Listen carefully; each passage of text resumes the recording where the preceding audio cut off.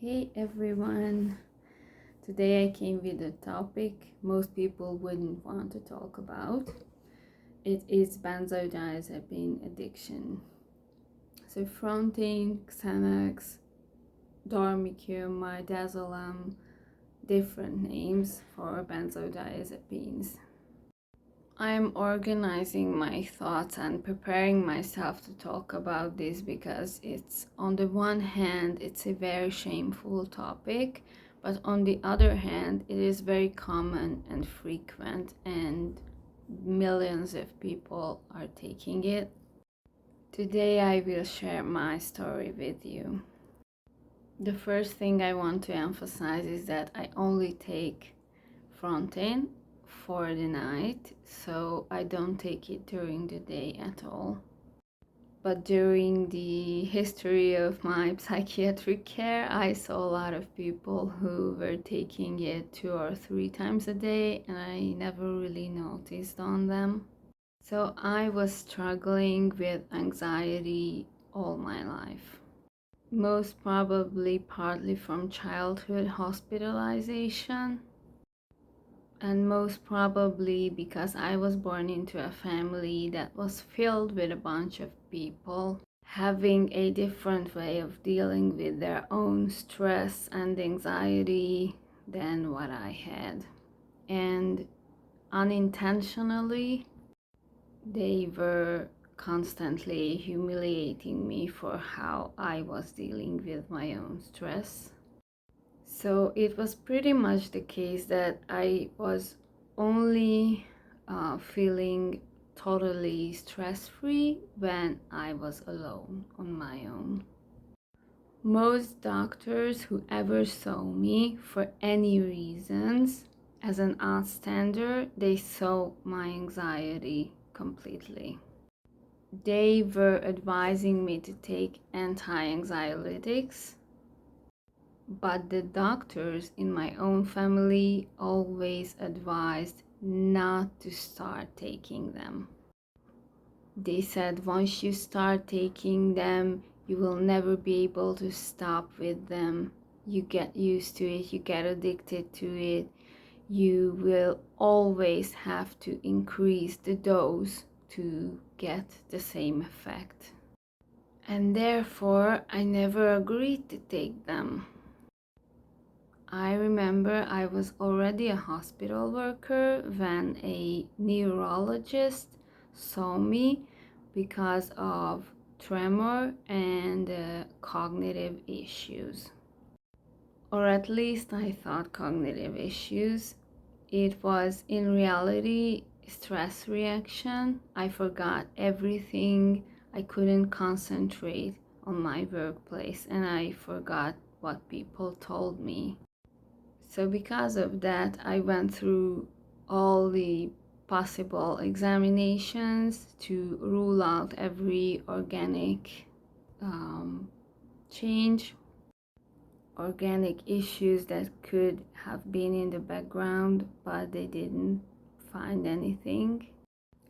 The doctor advised me to take anti-anxiolytics because she was convinced that all my problems were originated from stress, but of course I refused to take them.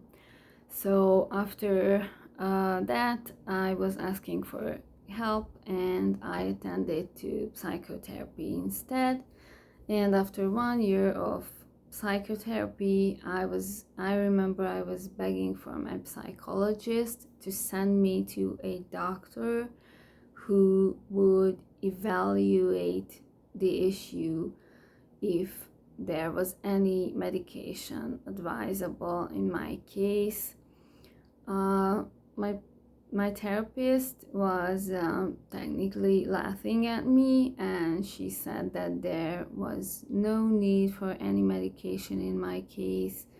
It was not reaching that level and things like that. It took me 3 or 4 weeks just to convince her to send me to a doctor to reevaluate this whole thing. At that time of my life, I didn't have normal sleep, but I was kind of convinced that it was normal because I got used to it, because all my childhood I had nightmares and sleep paralysis. These were probably parts of my PTSD. I also had my daughter who did not sleep good as a baby, so I got used to bad sleeping quality. The point when I realized that it was something way beyond normal was the point when my family started questions from me in the mornings, like, how did you sleep? I said, I slept well. And how did you sleep? And they were telling me that I was screaming at night, yelling, sitting up, talking, sometimes walking. At the same time, at my workplace, I was very, very irritated. I got angry very easily. My tolerance went down almost to zero, and when I knew that I will be left alone for a couple of minutes, I actually was able to lay on my desk and sleep. I was so exhausted. And that was the first time when I accepted taking frontin, but I was so scared of frontin because of everyone else's judgments and opinions, and how the stories, how I will not be able to get rid of it, that I got the lowest dose of the tablet, and I've cut the tablet into half, and then I've cut the half one as well into half. This is how I started to take it. The very first experience that I had was that I slept through the night. Obviously, I only knew that because I woke up full of energy. I didn't have any pain anywhere in my body.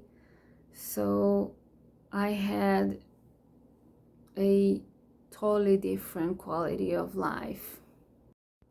I become positive and patient with everyone. People who advised me not to take this medication were probably never reached to the point where I was because of the lack of sleeping. All the lifestyle change tips that you can get in such situations, like do sports daily, meditate, learn how to deal with your stress in different way. I tried all of them. Trust me, all of them. I even attended to a course where they were teaching me mind control techniques, and I officially done it. I had a paper of it. I could use it. I could meditate every day. I did sports every day, and still nothing helped with my sleeping. The most common sentences I've heard about taking it was, you will get addicted to it. You will develop a level of tolerance, and you will have to increase the dose to get the same effect.